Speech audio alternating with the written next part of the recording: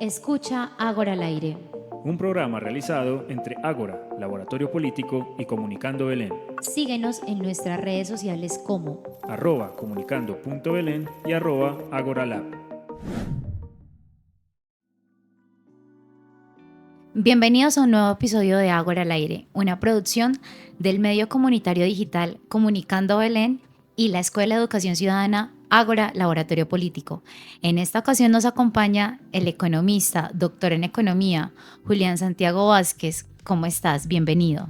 Camila, muchas gracias a ti por la invitación, por supuesto a todas las personas que nos escuchan, que nos ven, y particularmente a Comunicando Belén, a tu programa Ágora. Qué bueno venir a compartir un poco de las historias personales, profesionales, que nos han marcado y que marcan la historia de este país. Así es, la historia se va construyendo con esas figuras silenciosas que van haciendo transformaciones, que van poniendo al servicio sus conocimientos para lograr una nueva sociedad, para lograr mejores entornos que poco a poco van surgiendo. ¿Quién es Julián Santiago? Yo, Camila, tengo ahí como problemas de nacionalidad. Yo nací en Medellín, fui bautizado en Belmira, pero pasé muchos años de mi vida en Guarne. Entonces ahí como que me debato entre mi historia en el Valle de Aburrá y mi historia en estos municipios tan lindos de Antioquia.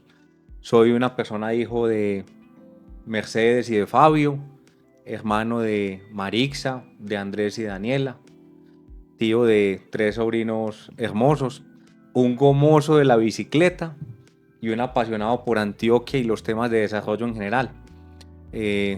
Soy profe, una cosa de la que me siento orgulloso, de la que me siento feliz, y creo, Camila, finalmente que uno incluso desde un aula de clase, creo que puede transformar muchas realidades.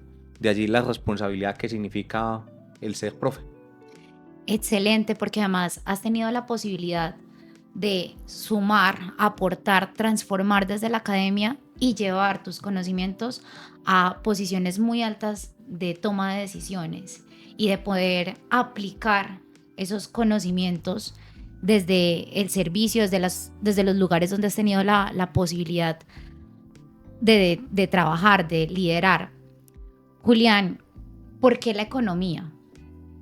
Pues yo creo que además ahí aprovecho para decir un poco de mi trayectoria. Además de ser un enamorado de los paisajes, pues la vida me ha permitido, digamos que además de ser profe, ser decano de economía, ser vicerrector académico. Esos dos cargos en una universidad que es mi alma mater y la cual quiero mucho, como es la Universidad Autónoma Latinoamericana. Además me formé en maestría y en doctorado.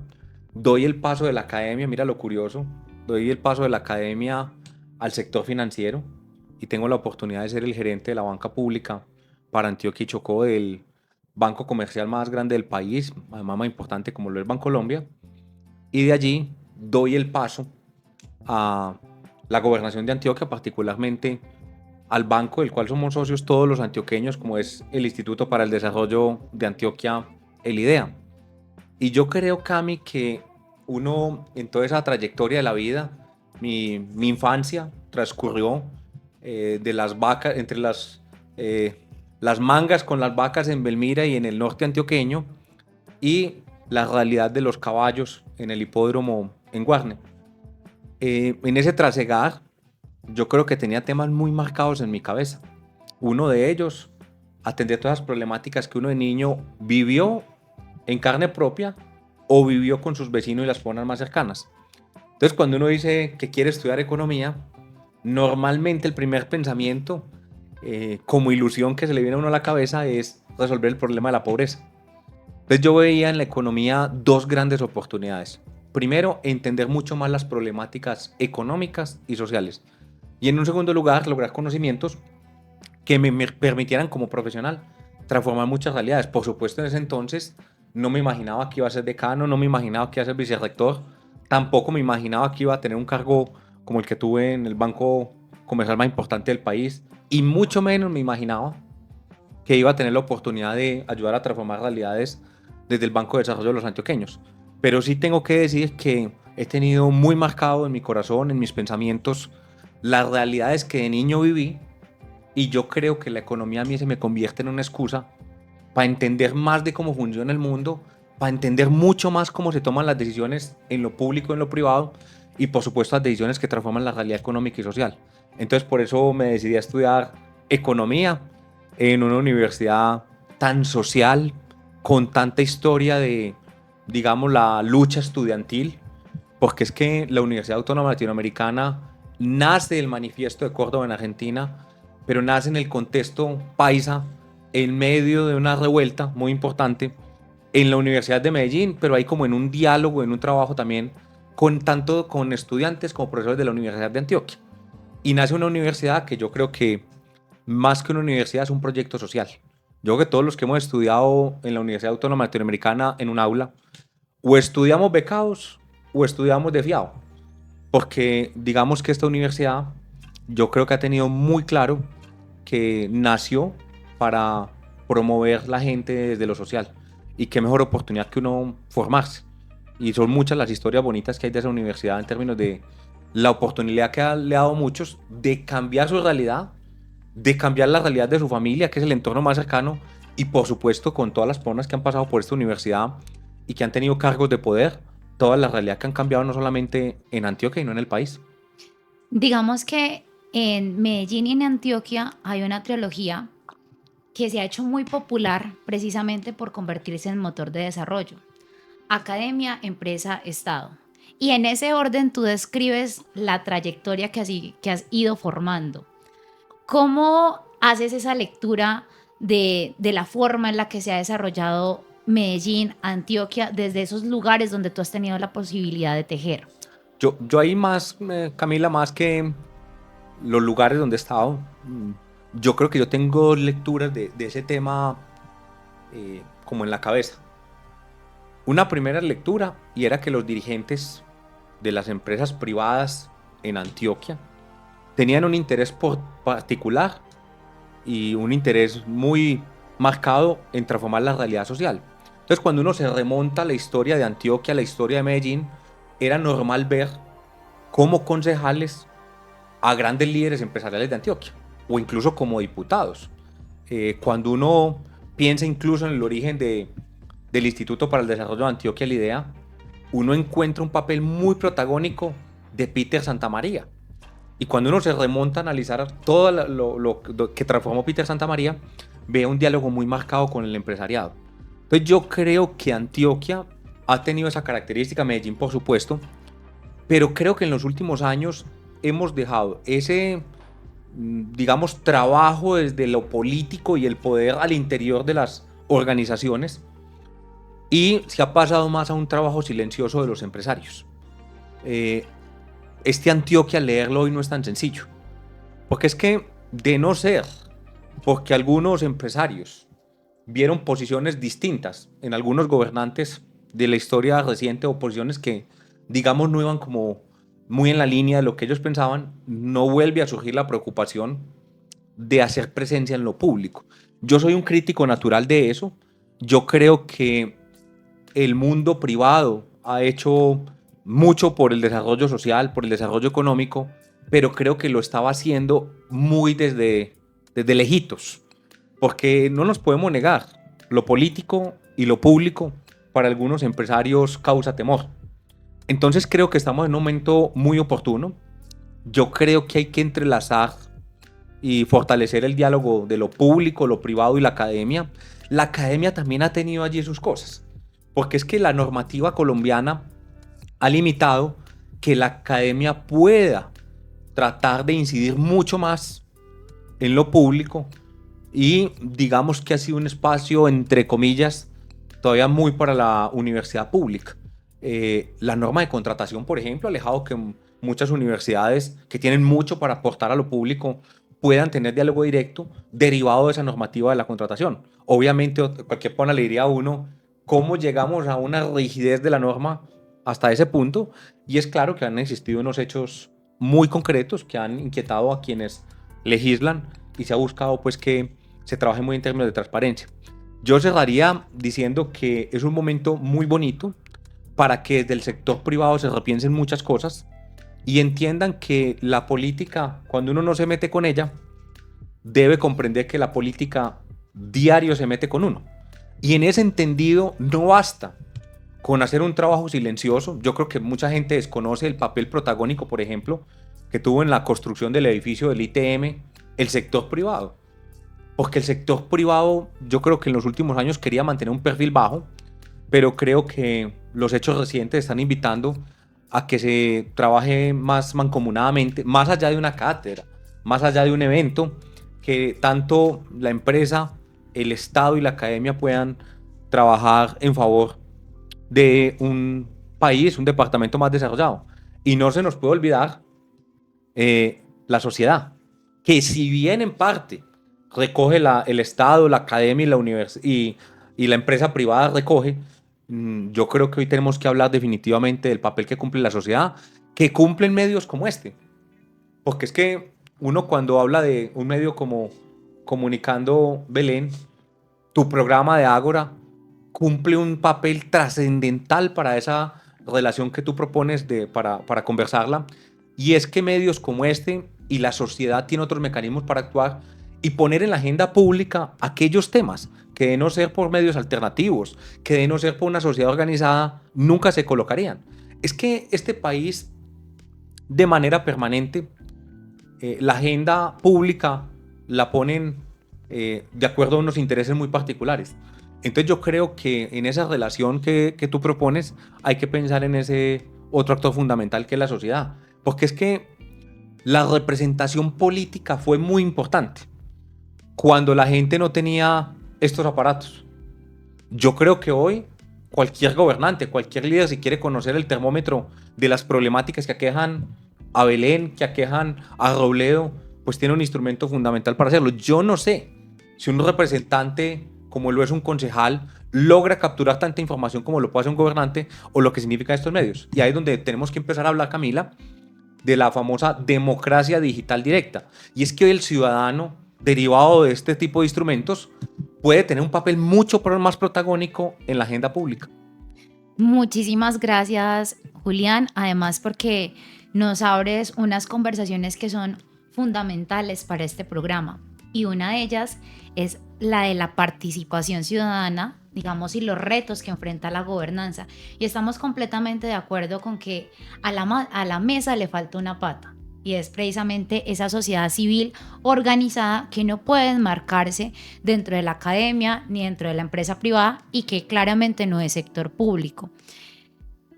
¿Cómo planteas o cómo observas tú esos retos de una gobernanza articulada que permita esa mejor toma de decisiones y también de la participación ciudadana, o sea, de una cultura de la participación ciudadana que nos permita llegar a esa democracia digital directa? Yo ahí tengo como quizás dos ejemplos para enmarcar tu comentario. Voy con el primero, que puede ser el que genere quizás más debate. Muchas de las transformaciones del mundo, de las problemáticas que aquejan la sociedad, se han logrado resolver porque la sociedad civil participa y en especial los estudiantes se movilizan. Yo mencionaba al inicio del programa que mi alma mater es la UNAULA y la UNAULA surge de un movimiento estudiantil y profesoral. Pues voy con el primer ejemplo, la primera línea, que yo creo que para muchos de nosotros, si uno tiene que ser... Yo creo que Colombia tiene que madurar mucho en eso, Camila, porque en ocasiones uno da una posición, pareciera que lo aleja de ciertos públicos, de ciertos amigos, y yo creo que ahí está el secreto para que esta sociedad pueda avanzar. Yo creo que nosotros tenemos que estar en capacidad de pararnos de orillas muy distintas, pero poner en el centro cuál es el objetivo que queremos, y yo creo que nos podemos encontrar. No comparto las formas como pararon al país, como la paró la primera línea, porque fue más que evidente que había unos intereses políticos concretos de parar el país y de favorecer una campaña. Sin embargo, que no compartimos el vandalismo, no compartimos muchos de los hechos de la primera línea, sí hay que decir que la ciudadanía y sobre todo algunas poblaciones reclamaban la atención de unas problemáticas muy concretas. Eso es lo bueno quizás del tiempo. Mira todas las motivaciones que promovieron que generó la primera línea, pero hoy vemos que no basta con buenos discursos. Mi paso por lo público le permite a uno, Camila, decir que es tan importante un buen discurso de una propuesta, pero es así de importante ejecutar.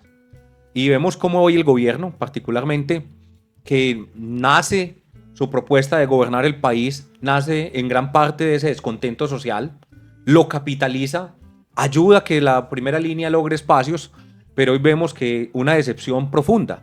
Y yo creo que al presidente no le están parando la agenda. Lo que el presidente realmente debe entender es que, en general, ejecutar es un arte. Y hoy, obviamente, ya vemos gente que está disgustada. Miren, la discusión, yo voy con el segundo ejemplo. Este es un país que cuando los transportadores hablan, el país escucha. Está ahí calientica la discusión de si se va a subir el precio de la CPM o no. Tenemos que recordar que la gasolina pasó de 9.700 a cerca de 16.000. El ACPM todavía se mantiene en ese nivel y eso hoy todavía le puede llegar a significar al gobierno un hueco de cerca de 14 billones. Y lo que ha mencionado el ministro de Hacienda es que lo debe llevar a menos de 10 billones de pesos ese hueco. Entonces mira cómo uno, al hablar de sociedad civil, al hablar de actores, termina colocando un par de ejemplos que creo que son más que evidentes. Primero, reconocer la capacidad que tiene la sociedad civil de organizarse y de poner en la agenda pública los temas que hay que poner. En segundo lugar, yo sí creo que los estudiantes son un vehículo natural para poner los temas en la agenda pública, pero también para poner discusiones como las que tienen que poner, y allí yo creo que lo que no se puede es instrumentalizar los estudiantes. A mí me preocupa mucho que otro tipo de actores, en algunos casos permean marchas, donde la voz son los estudiantes. Entonces, allí mi mensaje para los estudiantes, mensaje de motivación, mensaje de formarse, mensaje de informarse, mensaje de formarse en criterio, por un lado, para no ser instrumentalizados, pero por el otro lado, para mantener sus banderas en favor de que el país se pueda transformar. Y por el otro lado, he puesto el ejemplo de los transportadores. Los transportadores son trascendentales. Este es un país que sus costos logísticos y su realidad, y sobre todo los impactos que pueden generar en inflación, enmarcan el poder que tiene un gremio como lo son los transportadores. Sin mencionar otros, las ONGs, sin mencionar los maestros. Entonces mira que uno se empieza a encontrar una cantidad de actores que en un momento determinado pueden transformar muchas realidades y poner los temas que nadie quiere poner sobre la mesa. Un medio como este, que es un medio de la comunidad, y este es un medio en el cual la comunidad tiene que aprovechar no solamente para promover aquellas cosas que son importantes, el talento, promover aquellos temas importantes de comuna, sino también ser la otra voz que necesita un país como el nuestro, un país que sin ninguna duda tiene dudas históricas, pero un país que tiene que entender que hay que acabar la polarización, la división, y encontrar en medio de esas orillas que tenemos hoy. Ha desaparecido mucho el centro, pero entender que desde esas orillas sí podemos encontrar puntos en común y cambiar la realidad que hoy tenemos. Julián, me gustaría preguntarte, ¿cuál ha sido ese papel de tu formación como economista, esas herramientas que te ha entregado tu carrera dentro del ejercicio profesional, que va muy enfocado también a atender problemáticas de la cotidianidad que se vuelven un dilema completo para la vida de las personas? Yo te dejo y una ñapa. Entonces voy a arrancar por la que a mi juicio es la que me ha movilizado casi todos mis 38 años. La primera, la familia. Yo creo que hay en la familia un secreto de sociedad bien importante. Creo que la familia es quizás la institución más importante de esta sociedad y de cualquiera.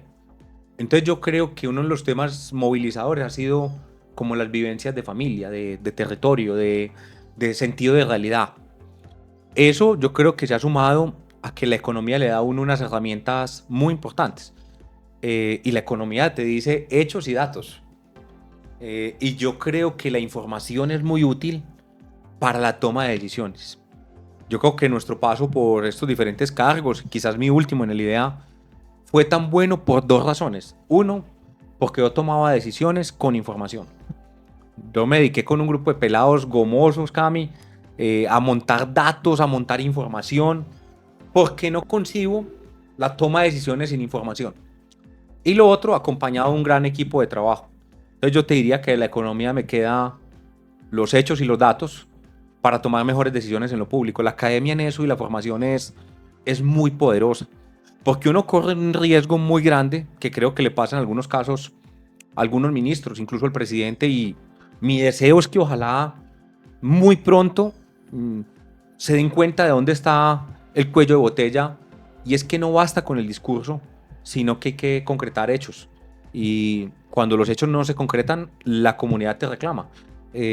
Los actores naturales de una empresa tan bonita como la que tuve la oportunidad de liderar, como lo es el IDEA, allá hay unos actores muy claves. Es que está el equipo de carrera administrativa, allá hay gente tesa, gente dedicada, gente que ama su institución, pero que tiene un profundo compromiso con Antioquia.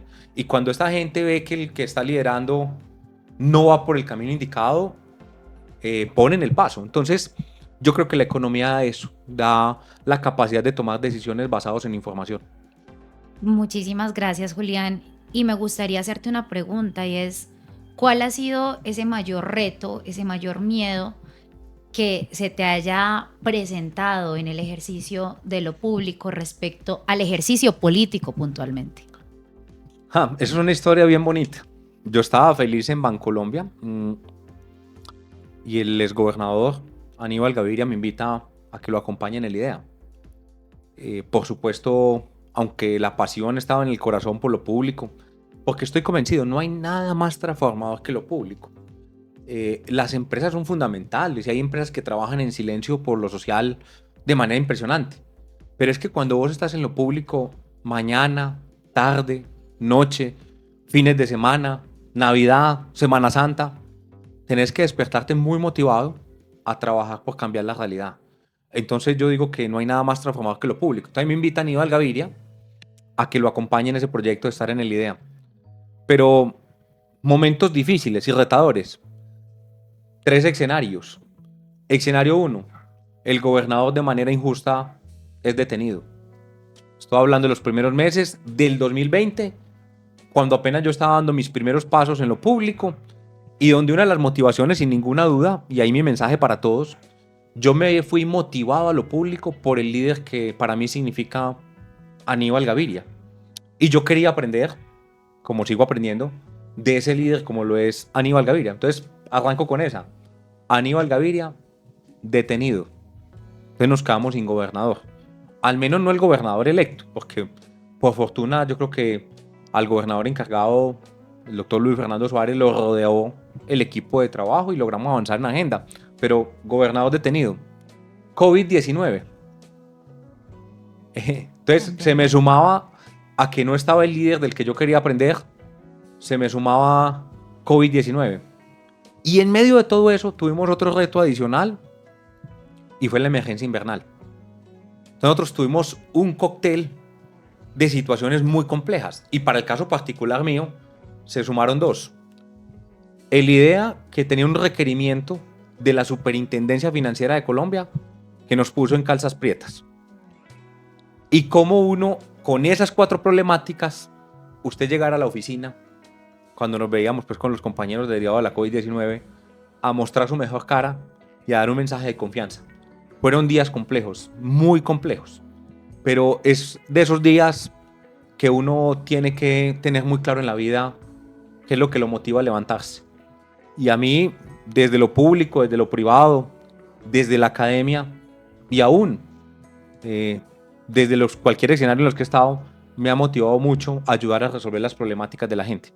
Entonces yo entendía que estaba allí porque había una personita en Antioquia que confiaba en lo público como vehículo natural para transformar su realidad, de vivienda, de vías, de todas las cosas bonitas que nosotros logramos hacer. Y yo creo que eso fue, por un lado, los miedos. No tenía el líder por el cual me fui. Estábamos atendiendo una problemática que nadie conocía. Una emergencia invernal en el 2021 muy compleja. Y adicionalmente un requerimiento de la Superintendencia Financiera bien complejo para la institución que nos ponía en calzas prietas. Allí, y es mi mensaje para todos, uno tiene que acostarse y levantarse con un propósito muy claro, y con esos elementos que lo motivan a uno a levantarse. Porque si usted no tiene eso claro, a lo mejor se le vuelve el mundo muy pequeño. Ahora desde otro lugar, un proyecto o un programa o programas o proyectos de los que hayas hecho parte, que hayas liderado, de los que te sientas particularmente orgulloso. Ja, hombre, yo creo que muchos, pero me quedaría con Crediantioquia.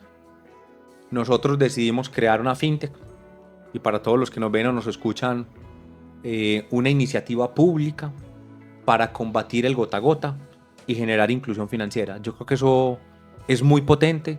Creo que tiene allí este gobierno una oportunidad única de impulsarlo.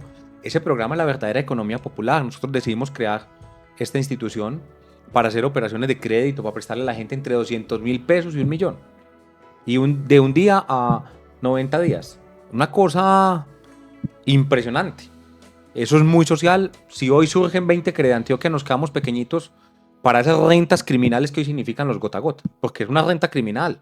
Yo soy muy crítico. Sí es verdad que Colombia tiene unas cifras de producción de coca impresionante, pero sobre todo está nadando en rentas criminales. Me refiero al gota a gota, me refiero a la extorsión que sufre esa señora que tiene unas ventas de arepas de queso. Entonces este país tiene que diseñar apuestas como Crediantioquia y ojalá surgieran 20, 50 para que logremos empezar a robarle a esas rentas criminales, ganarles espacio, porque están apoderados, acabando con la salud mental, con la salud financiera de la gente. Entonces yo creo que allí hay un tema bien importante. Y obviamente, si me permites, N apuestas más. Nosotros tomamos lo mejor de la administración anterior, que representaba en su momento el exgobernador Luis Pérez, Mauricio Tobón, Liz, ese equipo de trabajo. Impulsamos vías del NUS. Pero adicionalmente dejamos, además de vías del NUS que nos conecta con el Magdalena Medio y con el centro del país, impulsamos unas obras complementarias al túnel de Oriente y los segundos viaductos del túnel de Oriente. El intercambio vial que hoy se está ya trabajando en el del aeropuerto internacional. Impulsamos el proyecto más grande que tiene hoy el país, que a mi juicio es el túnel Guillermo Gaviria Echeverri, como lo conocen algunos túneles del Toyo. Desde la idea nos la jugamos por ese túnel carretero más largo de América, que va a conectar a Medellín y al Valle Aburrá con el mar de Antioquia, pero a Antioquia y a Colombia con el mundo. Ese proyecto es trascendental. Tuvimos la oportunidad de retomar lo que habían hecho otras administraciones con Hidroituango y a nosotros nos corresponde no solamente la entrada en operación, sino dejar 4 turbinas funcionando, las otras 4 unidades de generación con el contrato de PM avanzando, y eso fue lo que permitió que este país en estos días no se apagara. De no ser por Hidroituango, este país estaría apagado. Y me puedo quedar, Camila, acá contándole muchos proyectos lindos a la gente. Se me suma eso, Antioquia es un proyecto hermosísimo, porque Colombia está botando la energía con la iluminación de sodio y mercurio, que es contaminante. No menos de 9.000 soluciones de vivienda en toda Antioquia, que lidera un aporte histórico e entregar a los recursos para ayudar a que los deportistas antioqueños fueran a los Juegos Nacionales y 1.000 cosas más que hicimos, por el convencimiento que he dicho de por qué nos levantamos, por el equipo de trabajo que tuve la fortuna de tener, y yo creo que por un líder como Aníbal Gaviria, que confió en mí sin conocerme, porque esa es la otra historia. Yo no he hecho política, no he hecho aportes económicos para la política, y este hombre me dio la oportunidad de liderar la empresa definitivamente más bonita que tiene Antioquia y confiar en la apuesta de trabajo que presentamos y que logramos sacar adelante. Julián, ¿cómo te gustaría que la economía o que los futuros economistas transformasen lo público desde su profesión? Yo creo que hay 2 caminos naturales. La primera, dejar de ser espectadores. Yo tuve la oportunidad en esos 4 años de hablar con muchísima gente. Muchos de ellos los invité a que me acompañaran en lo público, pero muchos de ellos no quisieron aceptar mi invitación a estar en lo público. Lo público para mucha gente genera miedo, para otros significa que no es una buena carta de presentación futura. Hay que reconocer que lo público está pasando por una crisis en términos de imagen, en términos de reputación muy compleja, y eso limita que mucho talento pueda ir a lo público. Yo creo que aquí también hay una tarea del otro lado. Entonces, primer mensaje: los economistas y en general las ciencias económicas, administrativas y sociales, la primera forma de usted transformar la realidad es Haciendo parte. no siendo espectador, hay que ser el actor principal. Entonces mi primer mensaje es que hay que ir a lo público, y desde lo público quedan muchas tareas para que la gente pueda estar motivada de ir a lo público. Este país está pidiendo a gritos desde hace rato una reforma a la justicia. No puede ser que la gente sienta esa motivación de ir a lo público, o que para algunas personas decir que pertenece a lo público sea vergonzante. Sí. Yo creo que allá hay unos temas muy de fondo. Y yo creo que hay una segunda forma que los economistas, en general las ciencias económicas, administrativas, pero por supuesto la economía, al ser una ciencia social, yo creo que no perder ese rumbo. Yo creo que la modelación trascendental en un momento donde es el mundo de la inteligencia artificial, pero hay que recordar que detrás de todos esos números lo que hay son personas. Entonces yo creo que no se puede perder el sentido de realidad, y lo realmente importante no es solamente qué dice el modelo econométrico y los métodos cuantitativos, sino al final del día nos tenemos que preguntar es cómo le va a la gente. Entonces yo creo que esos dos temas son claves. Uno, ser actor principal, dejar de ser espectador, hay que ir a lo público. Y dos, preguntarnos cómo le va a la gente, no perder sentido de realidad. No perder sentido de realidad, humanizar esos datos. Julián, tú eres economista, eres de la academia, hiciste tu carrera también en el sector privado, llegas, digámoslo de una manera accidentalmente a lo público, lo haces demasiado bien, comprendiste ese universo de la política, y me gustaría preguntarte, ¿alguna obra, alguna referencia filosófica, algo que nosotros podamos tener ahí debajo del colchón que nos ayude en momentos de crisis en un mundo tan turbulento como ese? Bueno, no, en ese caso, pues yo tengo varios recomendados. En este momento me estoy leyendo un libro.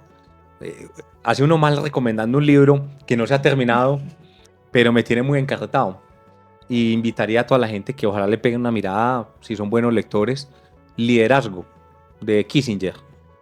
Allí hay unas historias fascinantes sobre cómo algunos líderes del mundo han visto las cosas distinto, y al verlas distinto, cómo han logrado transformar tantas cosas. Pero tengo que decir que estoy muy permeado quizás por algunos pensamientos de Amartya Sen. Desde la universidad seguí mucho a Amartya Sen. Desarrollo como libertad. Creo que hay una serie de temas muy importantes. Y para los que no les guste tanto esas lecturas de economía o de liderazgo, hay un libro muy interesante que se llama Factfulness.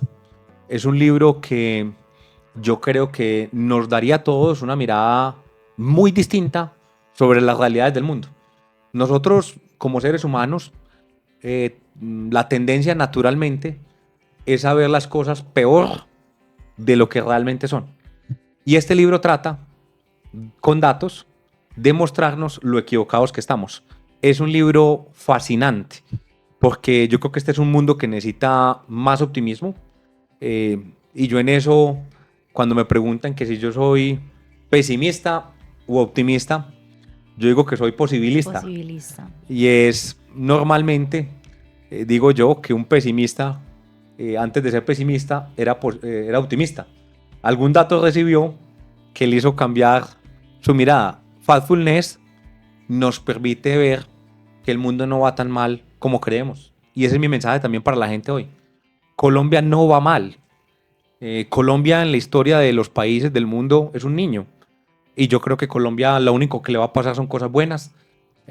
A pesar de que a ratos se nos hace el mundo pequeñito y vemos muchas problemáticas, estoy convencido que el país, pese a todas esas cosas que estamos viendo y que hemos visto en nuestra historia, va muy bien y tiene todo para no ir bien, sino para ir excelente. Solo basta que mucha gente se decida a querer transformar, y para eso no necesita ningún cargo. Y ese es mi mensaje, Cami, también en general. Para transformar realidades no se necesita ningún cargo. Para uno transformar se necesita una decisión. Tal vez nos encontramos en el mejor de los mundos posibles, y en ese esfuerzo silencioso, en esa cotidianidad, en ese sentido de realidad, hay un montón de gente que día a día, desde muy temprano, le está sumando a que el mundo funcione y que el mundo mejore. Te nos has adelantado un poco, pero no podemos cerrar el programa sin hacerte esta pregunta. Julián Santiago Vázquez Roldán, si tuvieses la designación, hagamos de cuenta que estamos en el ágora griego, y decía Aristóteles que uno tiene que asumir el poder cuando es llamado para ello, esperar su momento, y que el riesgo de no hacerse cargo, de no hacerse responsable de atender ese llamado, es ser gobernado por los peores hombres. Hoy el Ágora te convoca a ser presidente de Colombia por 5 minutos. ¿Qué le dirías al país? Hijo de madre, qué reto, ¿no?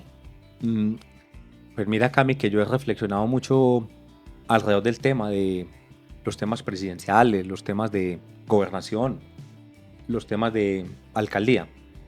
Yo dejaría allí como unos mensajes de lo que uno debería hacer en esos 5 minutos. Primer tarea de cualquier gobernante del mundo, rodearse bien. Y yo creo que allí la primera tarea es diferenciar los activistas de los amigos y diferenciar ambos de los que te pueden garantizar la ejecución. Entonces yo creo que tarea uno de cualquier gobernante del mundo es rodearse de los mejores hombres posibles. Con eso no estoy diciendo que ese gabinete sería un gabinete de técnicos. Por supuesto que se requieren los técnicos, pero se necesitan en esa conformación de equipo los técnicos, los que entienden la política, y voy con el segundo mensaje, y en especial quien tiene la sensibilidad social. Hay una frase que nos dijo en algún momento Aníbal Gaviria, bien importante, y es: haga los proyectos como que si fueran para usted o su familia. Eso creo que es bien profundo. Y para uno lograr eso necesita mucho sentido de realidad. Equipo, sentido de realidad. 3, definitivamente la agenda en esos 5 minutos definitivamente tendría un tema asociado al agua. A mí me parece un fracaso de la planeación del país, de Antioquia y de la ciudad, lo que hemos vivido las últimas semanas. Ya llovió, pero les aseguro, vendrán más niños. Ya se pronostican 2 niños más los próximos años, y es un fracaso que en la agenda pública no ha estado el tema del agua con la fuerza que tiene que estar. Entonces, un mensaje con el equipo de trabajo de esos 5 minutos, definitivamente tendría el agua como un tema central. Este es un país rico en agua, rico en biodiversidad. Es un fracaso de los gobernantes de este país, es un fracaso de la planeación de este país que estemos sufriendo por agua. Y lo mismo, el otro tema que tendríamos en la agenda es energía. Este es un país que con esa riqueza que tiene que trabajar muy duro los temas de energía. Entonces iría resumiendo porque son 5 minutos, y esa agenda de esos 5 minutos con el mejor equipo de trabajo posible tendría muchos de los temas básicos de este país. Es que la realidad que hay que transformar no es tan compleja como la gente se lo imagina. La gente necesita agua, la gente necesita energía, la gente necesita alcantarillado. Este es un país que en los metros cuadrados más ricos de América Latina, como los tiene Antioquia y los tiene Colombia, no tiene alcantarillado. Es un problema de agenda pública y de decisión. Y obviamente el país tiene que continuar con una senda de trabajar muy duro la infraestructura para la competitividad. Yo creo que ya Colombia se dio cuenta que no le puede dar la espalda al mar, y Colombia se dio cuenta que tiene todo para transformar su realidad económica y social. Entonces, yo resumiría en que un gran equipo de trabajo, por supuesto, rodeado de la mejor gente, sentido de realidad, una agenda de trabajo muy concreta en lo que significa agua, energía en general, servicios públicos, el tema de vivienda.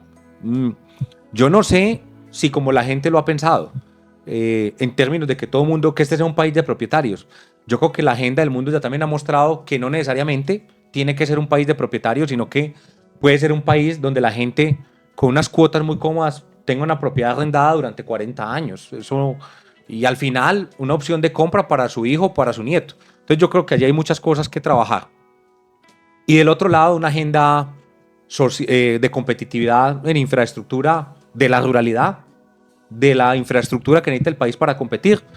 Y yo creo que el mundo no le perdonaría a uno en esos 5 minutos que no tenga ahí como una arista, un tema central de su agenda de trabajo los temas de sostenibilidad y cambio climático.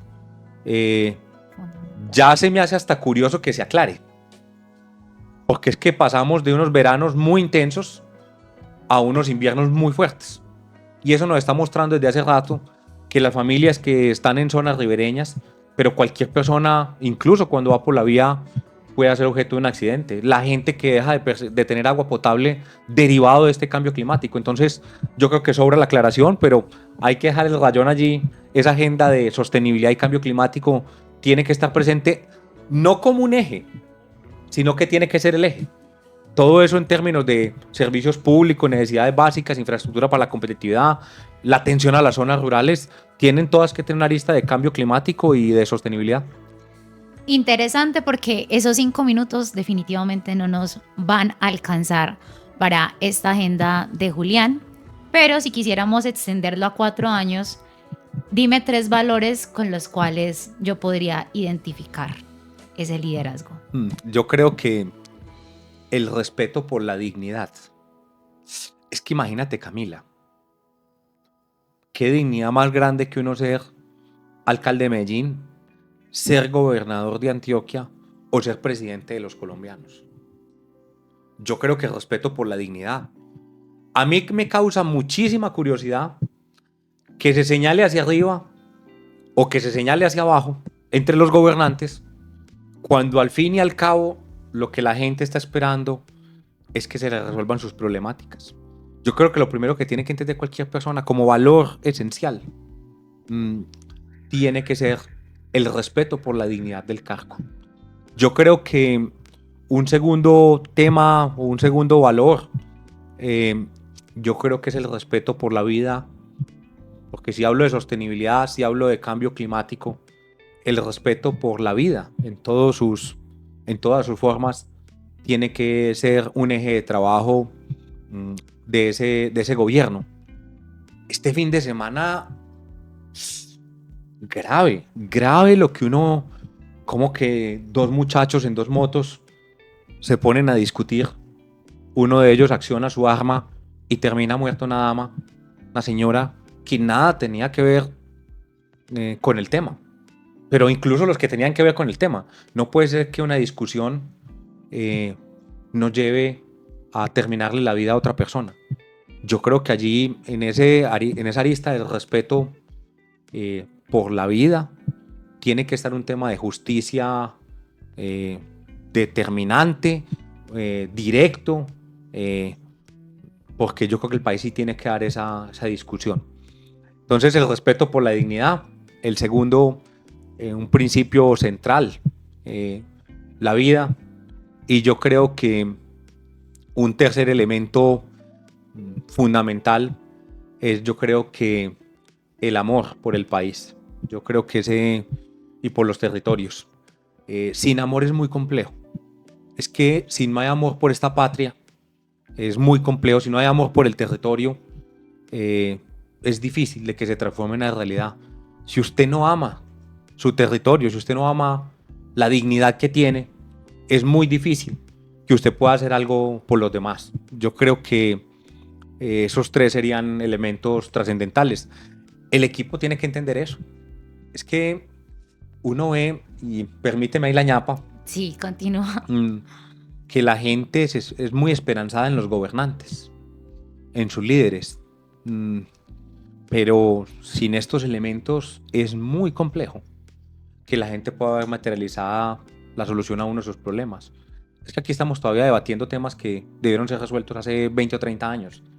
El país ha avanzado, sin duda, pero también es cierto que no podemos desconocer, con el avance que tenemos, de esas realidades que no se han entendido o que no se han atendido en especial. Y yo creo que eso pasa por esos 3 elementos: el respeto por la dignidad del cargo, el respeto por la vida en todas sus aristas, y el tercero, el amor a la patria. A ratos uno se queda con muchas dudas si está primando el interés colectivo y si está primando el amor por esa patria a la que queremos que vaya mejor, porque al final del día no se mide ni en carreteras ni en edificaciones, al final se mide en cómo le va a la gente. Yo creo que eso será un principio y ese debe ser un principio rector de cualquiera que gobierne. En el centro tiene que estar la gente. Y esa es la pregunta diaria. ¿Qué estamos transformando hoy para esas personas que confiaron en nosotros y que aspiran a que uno entienda su problemática? Es decir, que tenga empoderamiento y sobre todo que ayude de una u otra forma a cambiar esa realidad. Es muy bonito la forma en la que cierras este capítulo porque precisamente el amor es movilizador, es transformador y sobre todo con esos dos principios, además del respeto por la vida y el respeto por la dignidad del cargo, nos devuelves ese concepto de que la política es el arte de servir. Muchísimas gracias por hacer parte de esta serie de Ágora al Aire y bienvenido. No, Camila, mil gracias a ustedes. Decía William Ospina en su escrito sobre Colombia y el futuro que en especial quien esté en estos quehaceres, en el arte de servir, debe diferenciar entre el amor por el puesto y el amor por el pueblo.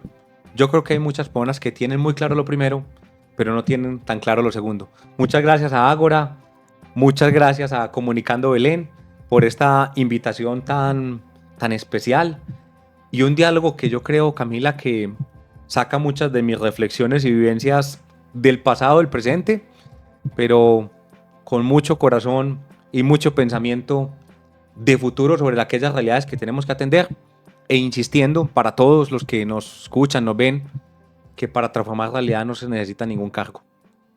Muchísimas gracias. Somos Ágora, Laboratorio Político y el medio comunitario digital Comunicando Belén. Recuerda seguirnos en nuestras redes sociales como @comunicando.belén y @agoralab. Conéctate a nuestras transmisiones en vivo Todos los martes a las 7 de la noche en el Facebook Live de Comunicando Belén. y recuerda seguirnos en nuestro canal de Spotify como Ágora al Aire.